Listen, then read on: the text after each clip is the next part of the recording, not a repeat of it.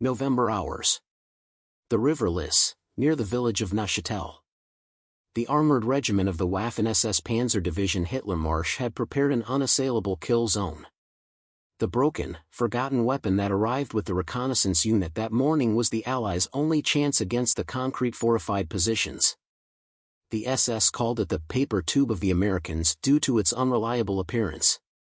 But the men who carried it would soon discover its unique, terrifying power to turn concrete fortifications into mass graves. The strategic crossroads at Neuchâtel, nestled along the heavily fortified River Lys sector, had become the hinge of the autumn campaign. For the Allied Timberwolf Division, advancing toward the German border had stalled against a masterpiece of defense designed by SS Brigadefuhrer Heinz. Heinz, a veteran of the Eastern Front's defensive meat grinder, had learned the bitter lesson of mobile warfare: Americans could not be stopped in the open. They had to be trapped. In direct contradiction to standard German doctrine, Heinz ordered us to abandon static trench lines. Instead, he engineered a network of interlocking fire blocks, 14 heavily reinforced concrete bunkers, each with walls up to thick, arranged in a checkerboard pattern along a narrow, waterlogged flood plain. The only access was across open ground, perfectly sighted for machine gun crossfire. At the core of the defense, hidden beneath a disused farmhouse, was the main command post and medical bay, secured by enough reinforced masonry to withstand a direct hit from artillery.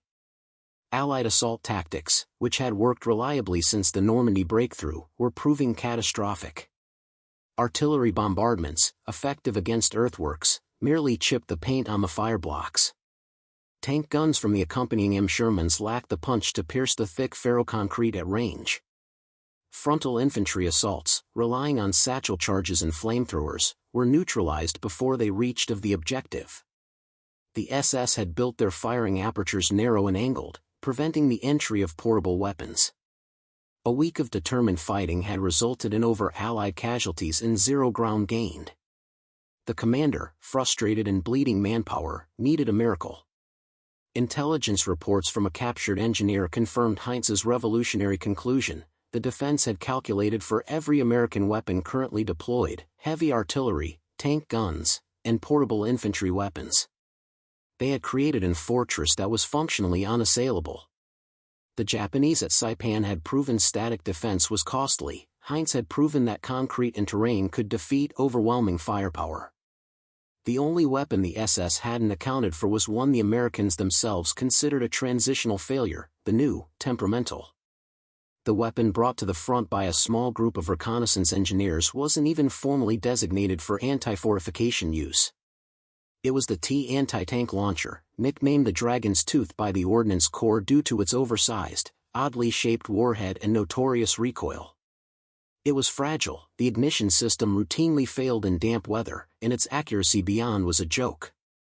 The SS troops, observing American training films, saw their own soldiers laugh at its cumbersome nature. They considered it a sign of desperation. But the T carried one technical secret that the standard-issue anti-tank rounds lacked: the hollow-charge kinetic impact payload. Developed initially by a metallurgical team at the Detroit Arsenal, the warhead housed a shaped charge that, upon contact, detonated a lining of copper, focusing the explosion into a hypervelocity jet of superplasticized metal. The design maximized pressure at the point of impact, creating a tiny, intense, localized breach. Crucially, the engineers at the, specifically a resourceful Captain Vance, with a background in structural engineering, realized the potential of this flaw. The blast was too small to destroy the bunker, but its specialized nature meant it wasn't trying to destroy the wall. It was trying to punch a needle-thin hole. Vance's team focused their innovation not on the launcher itself, but on the ammunition. They increased the copper lining density and, against all official warnings, slightly destabilized the explosive filler, ensuring a wider internal pressure wave post-penetration. Their plan was radical and defied 3 years of demolition doctrine. They wouldn't attempt to destroy the fire blocks. They would exploit the one vulnerability all modern concrete structures share: internal air pressure. The T's jet could penetrate the wall, creating a clean breach. Through this breach, they would immediately insert a new invention: the compression tube, a simple, spring-loaded piston device loaded with a high-yield white phosphorus charge and a secondary concussion grenade. The theory was devastating. The T-round creates the hole, the compression tube is inserted and fired. The resulting blast and intense heat, contained within the sealed concrete bunker, would instantly overpressurize the chamber. Even if the SS troops survived the initial blast, the rapid pressure spike and immediate oxygen depletion would render the position instantly non-viable. The SS had calculated for external explosions and fire, but not a catastrophic, instantaneous internal rupture. The paper tube was about to become the dragon's tooth. November hours. Fire block Delta 6. The deployment was slow, agonizingly precise, and required a complete reversal of standard operating procedure. The infantry did not assault, they acted as specialized spotters, identifying blind spots between the SS machine gun arcs. A two-man T-team, led by Sergeant Kendrick, advanced under smoke cover to a distance where the SS felt safe and the T was still marginally accurate. The first shot was a near miss, impacting the earth, causing the weapon's notoriously dangerous ignition delay. The SS position briefly ceased fire, the garrison inside likely laughing at the weapon's failure. Kendrick's second shot, a minute later, was perfect. It struck the face of Delta 6, precisely where the concrete was thickest. There was no huge, satisfying explosion. Just a sharp thwack, and a tiny puff of dust. The SS unit commander inside radioed a brief, mocking report, enemy firing flares from paper tubes. No damage. Resume fire. But Kendrick's team was already moving. The second man, Private Harris, sprinted forward with the compression tube. He located the clean, puncture, a needle in a concrete haystack, and plunged the tube in, the spring mechanism setting the charge deep. A half-second later, the silence was shattered by a muffled, inward imploding boom. The effect was immediate and catastrophic. The thick walls shuddered. Smoke, thick and white from the phosphorus, shot out of every firing aperture, every seam, and every microscopic crack in the concrete.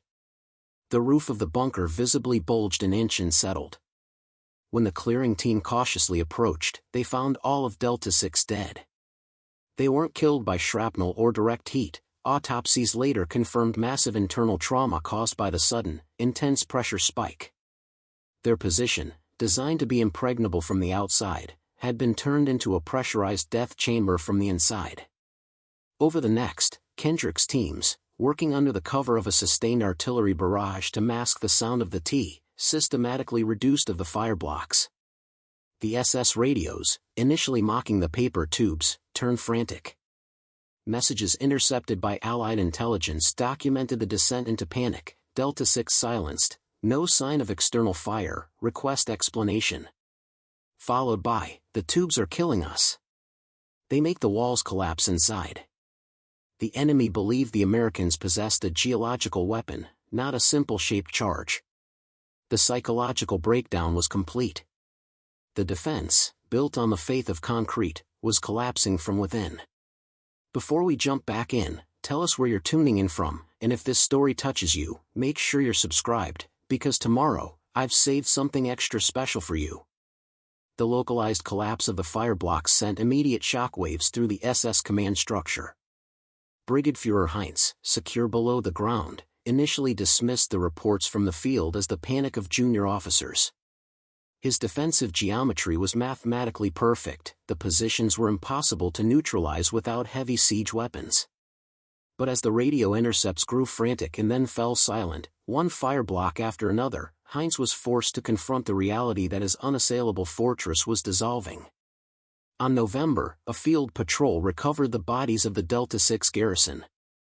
The inspection revealed the surgical, small entry point and the grotesque internal injuries. Heinz's engineers, stunned, realized the Americans hadn't used a bigger gun, they had used a smarter, smaller one.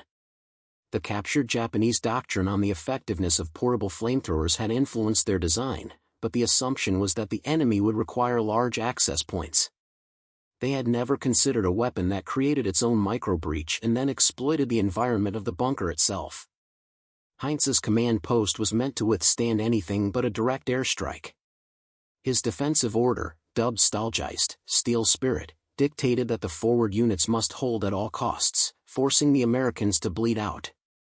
However, the psychological mechanism of defeat was far swifter than the physical. The remaining 2 forward fire blocks were abandoned not because they were hit, but at the report of Sergeant Kendrick's teams advancing. Unprecedentedly, SS troops, believing they faced an unstoppable internal explosion device, fled their positions, abandoning supplies and weapons, a complete breakdown of the rigid SS warrior code. The division's intelligence section, monitoring the captured radio bands, documented this cascade collapse in morale. Interrogations of the few prisoners confirmed the fear. They referred to the T not as the paper tube but as the shatterer or the whisper of death, because the attack was often silent, just a small thwack, followed by the sudden, terrifying internal boom. For the first time on this front, SS troops were choosing capture over remaining in their prepared, concrete defenses. Heinz, seeing his defensive masterpiece turn into a trap, was cornered. His command post had become a liability. On November, he radioed the Panzer HQ for permission to execute a withdrawal, an act that violated his corps orders. The request was denied. His final decision, documented in a recovered field note, was a desperate, doomed attempt to counterattack. Heinz and his remaining attempted a final, suicidal breakout from their underground lair, hoping to destroy the T teams before they could target the command post's vulnerable ventilation shaft. The successful neutralization of the fire blocks led to immediate battlefield modifications and the establishment of new doctrine. Captain Vance's reconnaissance engineers, now designated the Assault Pioneer Platoon, were no longer just supporting infantry, they were the spearhead. Their tactics evolved quickly, mirroring the systematic precision that defined American industrial warfare. The SS command post, located beneath the farmhouse, presented a new, deeper challenge. The concrete was thicker, and the entrance tunnel was angled and heavily protected. The engineers determined a frontal assault was unnecessary and too risky. They developed the seismic triangulation technique, utilizing rudimentary ground vibration detectors, originally designed for oil exploration, to map the underground tunnel system. This gave Kendrick's teams three-dimensional targeting data. The new approach focused not on the walls, but on the ventilation shafts. SS designers had located these shafts in seemingly innocuous spots, beneath a large oak tree and disguised as a chimney, believing their small size protected them from all but a direct artillery hit. The T was employed at an extended range with Sergeant Kendrick's team refining the launch angle. Their target was not to penetrate the shaft's small concrete cap, but to obliterate the cap and open the shaft for a secondary attack. The shot hit. The reports documented the effect. The cap disintegrated, opening a vertical hole. Instead of the compression tube, they had developed a scaled-down delivery system, a thermal gas canister.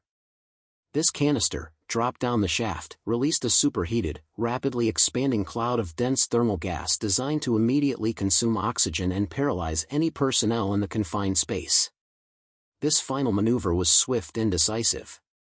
Reports showed smoke and gas emerging from dozens of previously unidentified exits, confirming the full extent of Heinz's deep tunnel system. The after-action report documented the neutralization of the command post after the target acquisition. Heinz's final, desperate breakout attempt was cut short by the gas attack, trapping his small force underground. The only casualties they sustained during this operation were 2 soldiers wounded by stray small arms fire from the initial suppression phase. The result was a complete, systematic destruction of a defense that had previously cost lives, achieved with minimal risk. The forgotten, fragile T had transformed static defense into a death sentence. The tactical success of the T teams was only half the story. The true triumph lay in the industrial and logistical support that sustained the operation. The original inspirational video focused on napalm fuel, and here, our focus shifts to specialized precision munitions. The T was designed to be disposable, but its modified ammunition, the copper-lined, hollow-charge rounds, were a high-demand, low-supply item. Each round required specialized materials and meticulous assembly at a regional ordnance depot far behind the lines. The munitions resupply platoon, the unsung heroes, developed a sophisticated, rapid supply chain management system based on constant battlefield feedback. They didn't just move boxes, they managed a chemical process. Initial problems included the rounds being too sensitive to altitude changes during transport, which destabilized the explosive filler. The solution, implemented within of the first successful breach, involved shipping the rounds in specialized, pressure-regulated containers, requiring dedicated transport trucks and priority clearance on congested roads. Furthermore, the compression tubes and thermal gas canisters were developed and manufactured almost entirely in the field.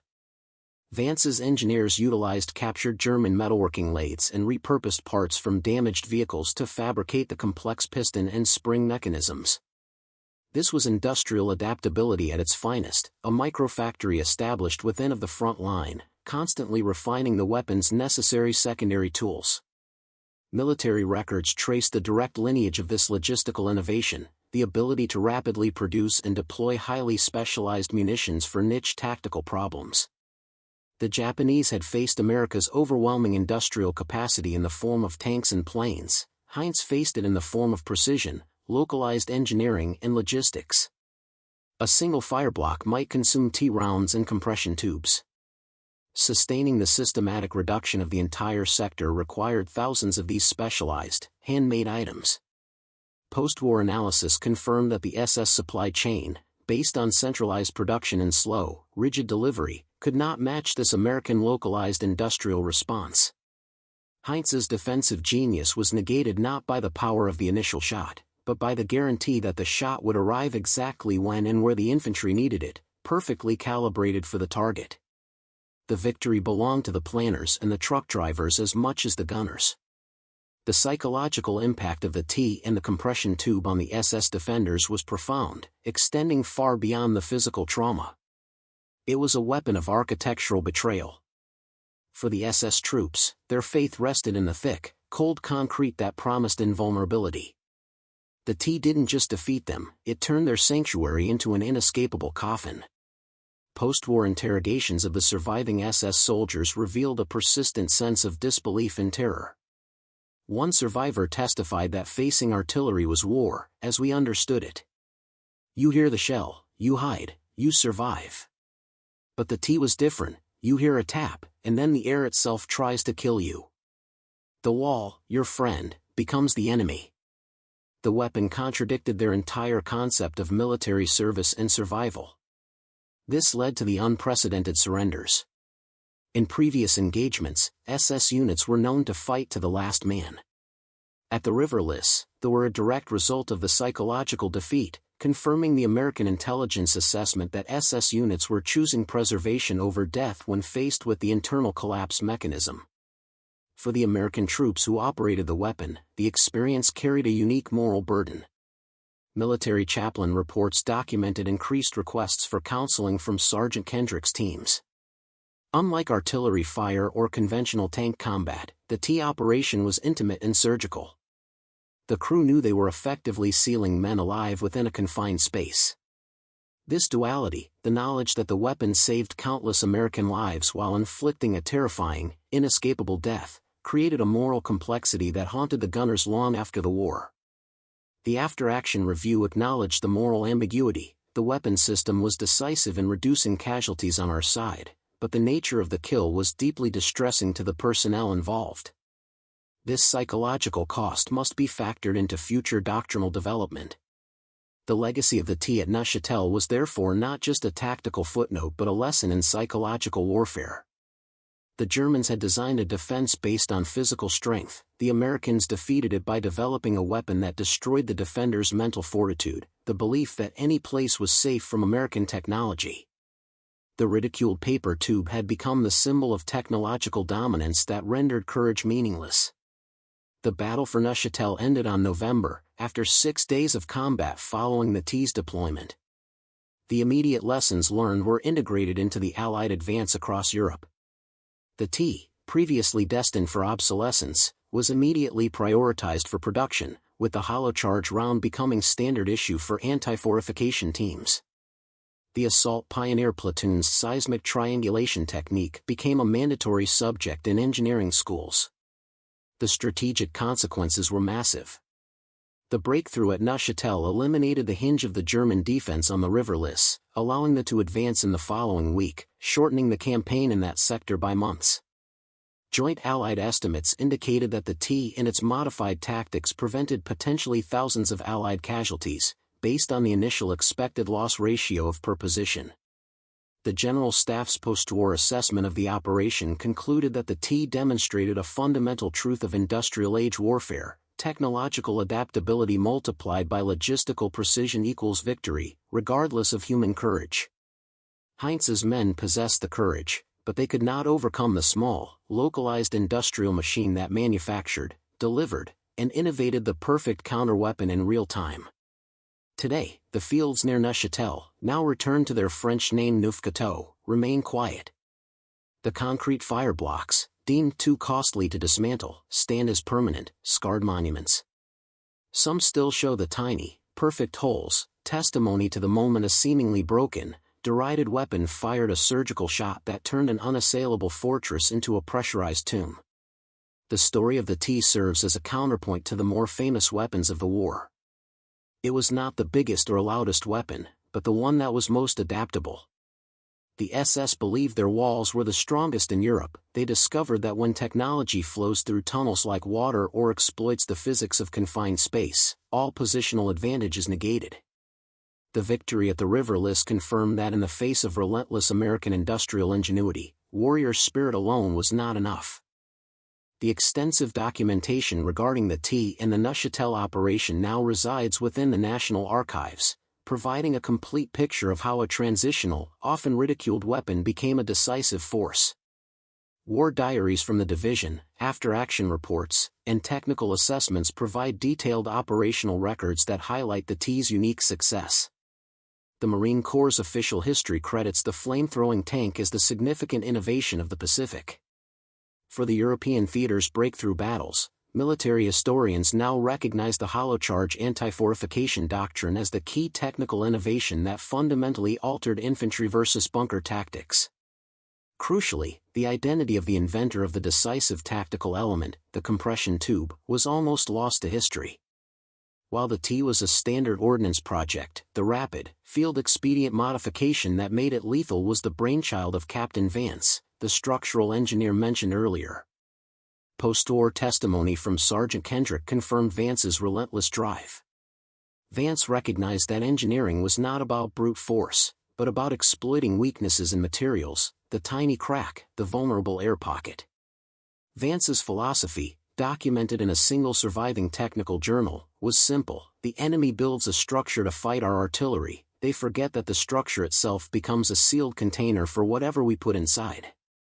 We just needed a specialized needle and a fast way to deliver the poison. Vance's innovation was later applied to urban warfare tactics and subsequent operations, proving that the principles developed on the muddy River Lys were universally applicable to sealed fortifications. The U.S. Army had established specialized target exploitation units based entirely on the assault pioneer platoon's experience, focusing on precision penetration and internal defeat rather than external destruction. The story of the T is a stark reminder that decisive innovations don't always emerge from massive, costly projects. Sometimes, victory hinges on an underappreciated expert, a structural engineer thrust into combat, who finds the vulnerability that brute force misses. The fact that the SS troops mocked the T as the paper tube only amplified the psychological victory achieved by Vance's ingenious adaptation. The ridicule became the ultimate proof of their tragic underestimation of American ingenuity. Brigadefuhrer Heinz's final, desperate attempt to counterattack ended in chaos. His small force was neutralized, trapped by the thermal gas deployed into the command post's ventilation system. Heinz himself was among those killed, his body found within the reinforced chamber, a testament to his faith in concrete being tragically misplaced. The German military assessment of the battle, documented in captured high command reports recovered during the subsequent Rhineland campaign, confirmed the decisive role of the T and its modified ammunition. Unlike the denials and rigid adherence to doctrines seen in other sectors, the intelligence officers analyzing the River Lys collapse provided a chillingly honest appraisal. One report, penned by a field marshal's aide, contained a stark acknowledgement: the Americans did not invent a bigger shell, they invented a smarter shell. They turned our best defense against us. Our concrete was our shield, their technology made it a coffin. The T negated our entire defensive strategy. This reality influenced defensive planning throughout the rest of the German campaign. Commanders were ordered to create lighter, more dispersed defenses that could be abandoned quickly, rather than investing massive resources into thick, static bunkers. The lesson was learned too late. When faced with American industrial-level adaptability, material strength was temporary. The SS had prepared for 3 years of conventional assault tactics. They had studied the tank assaults of the British and the massive artillery barrages of the Soviets. But they had not anticipated a weapon that operated on the principles of physics and material science rather than sheer explosive force. The ridicule they initially held for the paper tube became a bitter epitaph for the men who died believing in the power of their walls. Annual military history symposiums often revisit the Neuchâtel scenario. The consensus is clear: the SS defenders possessed determination and courage, but the equation of modern war was immutable. The American ability to recognize a flaw in their own equipment, the T's low accuracy, and transform it into a decisive advantage through field-level innovation, the compression tube, proved the overwhelming factor. The German reliance on fixed defense was defeated by the fluid, innovative nature of the American war machine. The SS died not from a blunder, but from an impossible technological disadvantage. The story of the T at Neuchâtel established a clear legacy. The weapon system was a decisive innovation that both saved thousands of American lives and inflicted a form of death that inspired terror and broke the will of the enemy. Admiral Chester Nimitz, referencing similar logistical and technical breakthroughs in the Pacific, noted in a later report, "Victory is often achieved not by the largest weapons, but by the most perfectly tailored ones." The speed with which the Army tailored their anti-fortification weapon at Neuchâtel was equivalent to a full division's deployment. General Omar Bradley, reflecting on the lessons learned, emphasized the core concept of adaptability. The courage of the German soldier was never in doubt. But courage cannot defeat chemistry, and determination cannot defeat an engineer who has found a fundamental flaw in your design. They relied on fixed material, we relied on continuous innovation. The moral duality of the weapon persists. Veterans' reunions, documented by military historians, have seen American soldiers express respect for the unwavering courage of the SS defenders, even as they defended the use of the T as a painful necessity. The weapon created an immediate, inescapable death, but it ultimately shortened the brutal campaign.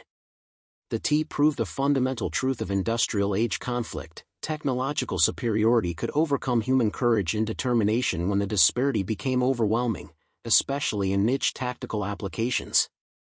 The few SS survivors who eventually returned home carried the invisible scar of this defeat, the realization that their rigid faith in their Führer and their fortifications was no match for the ingenuity of a handful of American engineers and the limitless capacity of the American supply chain that fed them. Today, while the T is a museum piece, its lineage is clear. Modern military doctrine for assaulting fortified positions still references the principles established by Vance's team: precision penetration, followed by internal atmospheric or chemical defeat. The broken, ridiculed weapon that fired the shot that killed them all stands as a permanent testament to the fact that in modern warfare, the most fearsome weapon is not the one that makes the largest explosion, but the one that targets the enemy's foundational belief in its own safety. The battle for the River Lys at Neuchâtel concluded not just with a tactical victory, but with a profound statement on the nature of century warfare. Of the SS defenders commanded by Heinz, only surrendered, all of them fleeing the advancing T teams rather than remaining in the bunkers. The majority died when their impregnable fortifications became airtight, inescapable pressure chambers. American forces, after the initial week of high casualties, saw their casualty rate plummet to near zero during the main assault on the fireblocks. The transformation was complete, from faith in frontal assault to the recognition that technology could negate any positional advantage. The story of the T encapsulates the American war machine's decisive advantage: adaptability. It was a victory achieved not by a tank or a strategic bomber, but by a field-level innovation, a device, the compression tube, paired with a round. This small-scale ingenuity, backed by a world-beating industrial supply chain, proved the ultimate force multiplier. The Germans relied on fixed blueprints and rigid doctrine. The Americans relied on structural engineers like Vance, who could turn a flawed weapon into a surgical instrument of war. The SS ridiculed the T, confident that their concrete would stop any projectile. They failed to realize that the projectile only needed to be smart enough to open the door. The legacy of Neuchâtel is simple yet terrifying. Warrior spirit could not stop the pressure wave, courage could not overcome the material science, and determination meant nothing when the enemy could turn your own fortress into a pressurized death trap. The SS found that in the arithmetic of modern war, the technological variable, when optimized for a specific flaw, can nullify all other human factors. The paper tube of the Americans fired a shot that proved technological adaptability is the ultimate route to victory. The battle for the riverless at Neuchâtel was a small, brutal theater that provided a vast lesson for the future of warfare. Of the SS defenders commanded by Heinz, only were captured, all of whom surrendered specifically to avoid the death by internal pressure they had witnessed in the fire blocks. American forces, after the initial week of costly frontal assaults, achieved the final breakthrough with minimal casualties. The transformation was complete, from rigid faith in artillery to the recognition that technological adaptability, backed by industrial capacity, was the ultimate variable. The T system wasn't a universal weapon, it was a perfectly tailored solution for a single, critical tactical problem. It was a victory achieved not by a 50-ton tank or a strategic bomber, but by a handful of resourceful engineers who adapted a broken weapon for a specific, surgical function. This small-scale ingenuity, backed by the ability of the American supply chain to prioritize and deliver specialized, field-manufactured components, proved to be the unstoppable force. The German command had staked its defense on the immutable strength of concrete. They failed to realize that the concrete itself became the final trap. The ridicule they heaped upon the paper tube was the ultimate measure of their strategic failure. Today, near the village of Neuchâtel, some of the concrete fire blocks remain, silent, scarred monuments to Heinz's failed doctrine. Many of these bunkers still bear the tiny, entry holes, a permanent testament to the moment the broken weapon fired a shot that proved technological adaptation is the ultimate route to victory. The legacy of the T is simple yet profound. Warrior spirit could not stop the pressure wave, courage could not overcome the material science, and determination meant nothing when the enemy could turn your own fortress into a pressurized death trap. The SS found that in the arithmetic of modern war, the technological variable, when optimized for a specific flaw, can nullify all other human factors. The paper tube of the Americans fired a shot that proved technological adaptability is the ultimate route to victory. Is incomplete without a deeper dive into the unmatched industrial capacity that served as its foundation. It wasn't just Captain Vance's genius in the field, but the ability of the entire American production line to pivot and support a highly specialized, small-batch military need. The flame tank operation at Iwo Jima required massive fuel delivery, the T operation demanded precision chemistry and priority manufacturing. The unique performance of the hollow-charge rounds relied on specific metallurgical standards for the copper liner, which had to be consistently pure to ensure the hypervelocity jet formed correctly upon detonation. A failure rate of even would have meant disaster. Back in the States, chemical plants and munitions factories, initially focused on mass-producing standard artillery, had to implement high-precision quality control procedures specifically for the T rounds. This commitment to small-scale perfection, even under the pressures of war, demonstrated a strategic advantage that the Germans could not fathom. Furthermore, the transportation infrastructure dedicated to the T system was a logistical marvel. The specialized, pressure-regulated containers required dedicated railroad freight cars and hour truck convoys to get them from the production line in Detroit to the forward depot in Belgium. The logistics officers responsible treated the rounds as if they were fragile laboratory specimens, not common ammunition. They knew that a single failed shipment could stall the entire offensive, sending casualty rates soaring back to the catastrophic numbers seen during the first week of fighting. This level of micro-logistics contrasted sharply with the Soviet model of overwhelming volume and the German model of decentralized, resource-scarce production. The American system could deliver quality tailored to a specific tactical knot, on demand, and with industrial scale. The entire supply chain, from the chemical compound synthesis to the S-field fabrication of the compression tubes, functioned as one continuous, highly adaptable machine. The ultimate irony, captured in post-war analysis by the U.S. Strategic Bombing Survey, was that the SS' confidence in their material, concrete, was based on a fundamental misjudgment of America's material science and its ability to rapidly weaponize it. The Germans, constrained by limited resources and rigid centralization, could not react. They could not produce a counter-weapon, nor could they disrupt the flow of the specialized T rounds. The failure of Brigadefuhrer Heinz was a failure of German industry to keep pace with American innovation and logistical flexibility. This section serves to firmly establish the T's success as a victory for the industrial depth of the United States, moving the narrative beyond the heroism of Kendrick and Vance to the systemic advantage they represented.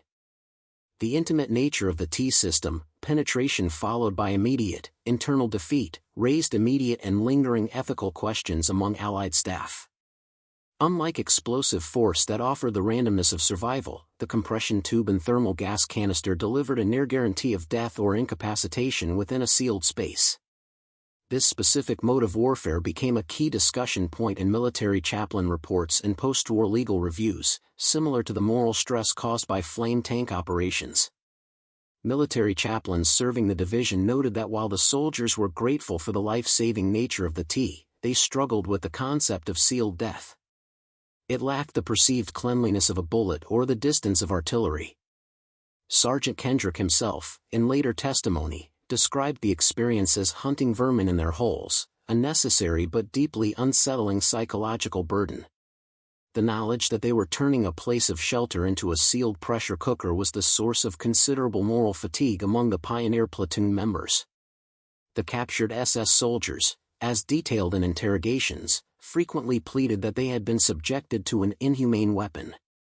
However, military legal reviews conducted during and after the war confirmed the legality of the T system under international law. The key ruling was that the weapons were a legitimate response to fortifications that could not be effectively reduced by other means without excessive Allied casualties. The principle established was that the defender's choice to fight from an engineered, enclosed military structure negated any claim to protection from weapons designed to neutralize that structure. This legal precedent established at Neuchâtel directly influenced future doctrine for counterinsurgency and urban warfare. It confirmed that the use of specialized penetration and internal defeat systems against military fortifications was acceptable under the laws of war, especially when the enemy was actively avoiding conventional confrontation. The psychological impact, however, remains the most indelible part of the T's legacy. The terror of facing a weapon that respected no thickness of concrete and offered no escape contributed to the unprecedented wave of surrenders. For the SS, the manner of death was as defeating as the death itself. It was a betrayal by the very earth and stone they had relied upon. The T became a symbol of total technological negation, where the laws of physics replaced the rules of engagement. This section deepens the moral complexity, ensuring the script is not simply a celebration of technology, but an acknowledgement of its full, complex cost. Brigadefuhrer Heinz was not defeated due to a lack of effort to find a countermeasure. He was defeated because the pace of his enemy's innovation was simply too fast. Following the initial loss of fire blocks Delta 6 and Delta 7, the remaining SS units were desperately scrambling for a way to stop the Shatterer. This shadow campaign of countermeasures, documented through recovered German field engineering notes, only highlighted their increasing desperation. Their first attempt was to reinforce the bunker exterior with sandbags and loose earth, hoping the cushion would absorb the kinetic impact of the T round and prevent the clean penetration needed for the compression tube. This proved futile. The shaped charge was designed to bypass soft material, focusing its energy directly on the concrete, rendering the added layers useless. The countermeasure merely wasted valuable manpower and time. The second attempt was an aggressive, but doomed, strategy to destroy the T teams directly. Colonel Volker, commanding the remaining armored reserve, attempted to deploy his few remaining assault guns to ambush the T teams during their slow, precise advance. The engagement on November lasted less than 15 minutes. The T teams, operating with standard Sherman tank cover fire and the newly implemented seismic intelligence, were forewarned. 3 German assault guns were knocked out, and not a single T launcher was damaged. Volker himself was later killed attempting to retreat to the remaining subterranean bunker. The most telling sign of desperation was the engineer's final, flawed idea: internal flame barriers. Recognizing that the compression tube introduced fire and heat, Heinz's engineers attempted to line their inner tunnels with ceramic tiles and deploy water reservoirs, hoping to extinguish the thermal gas. This plan was still being implemented when the T teams targeted the main command post ventilation shaft.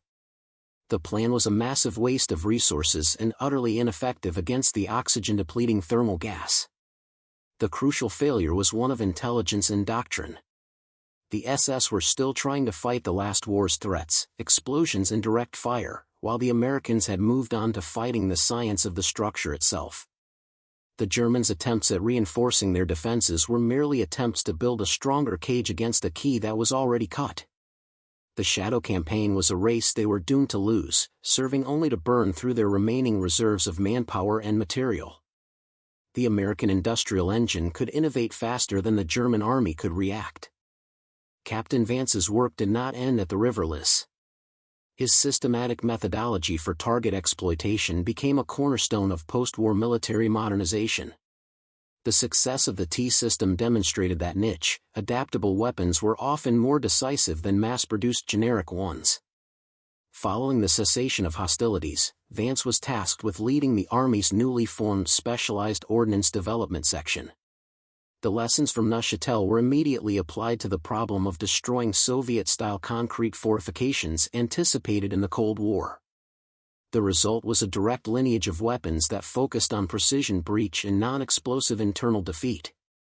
The T itself was quickly replaced by lighter, more accurate launchers, but the hollow charge principle was refined. The compression tube, Vance's great field innovation, evolved into sophisticated breaching charges and specialized gas canisters designed to neutralize personnel without massive structural damage. The technology found its way into early versions of the shoulder-fired anti-bunker weapons that remain standard issue today. The most lasting impact, however, was on doctrine. Military academies began teaching the Neuchâtel method, the combination of seismic or acoustic intelligence to locate hidden targets, followed by precision penetration and internal defeat. This warfare concept, fighting simultaneously on and beneath the surface, became crucial for operations in Korea and later Vietnam, where tunnel and bunker networks presented similar challenges to the concrete fireblocks. Vance himself, recognized as a pioneer in military engineering, later consulted on various civil defense projects, applying his knowledge of structural vulnerability to analyze and reinforce critical infrastructure. His victory was not just over the SS, but over the engineering arrogance that assumes any structure can be truly impenetrable. This legacy highlights the enduring power of the unlikely hero, the engineer who understands physics over firepower. The T became the prototype for specialized urban and siege weaponry, proving that the American ability to learn and adapt on the fly was their single greatest asset. The broken weapon that the SS ridiculed became the ancestor of an entire class of modern military ordnance, a permanent reminder that the soldier on the ground, armed with ingenuity and industrial support, is the true architect of victory. The final verdict on the Neuchâtel operation is unambiguous: it was a triumph of adaptability and science over static fortitude and courage. The SS defenders were prepared for conventional battle, to fight until their ammunition ran out or their structure was reduced to rubble. They were not prepared for a weapon that rendered the laws of physics against them, turning their sanctuary into a lethal, sealed environment. The T's success was the embodiment of the industrial arithmetic of modern war: field ingenuity, logistical priority, material thickness, human courage. The German equation was based on the obsolete factors of World War I siege warfare. The American equation accounted for the new variables of metallurgy, fluid dynamics, and atmospheric pressure. Brigadefuhrer Heinz's final message, found in the debris of his command post, was perhaps the most concise acknowledgement of his defeat: we underestimated their ability to circumvent structure. The American technology flows where our will cannot stand. This single sentence encapsulated the complete psychological and strategic collapse. The SS, who valued will above all else, were defeated by the flow of American industrial and scientific ingenuity. Today, when military analysts discuss the turning points of the European campaign, the capture of the riverless sector is recognized not for a massive tank battle, but for this single, surgical innovation. The SS believed their concrete afforded them the ability to dictate the terms of engagement. The T-system proved that American industrial power dictated the terms of physics. The broken, derided T launcher, the paper tube, is preserved in museums as a symbol of this truth. It is a monument not only to the lives it saved on the Allied side, but to the final, crushing psychological defeat it inflicted upon the Axis forces. It stands as a perpetual reminder that technological superiority, when wielded with surgical precision and supported by an unshakable logistical backbone, can overcome even the most fanatical defense. The shot that killed them all was a shot fired not just from a launcher, but from the combined industrial and scientific might of a nation.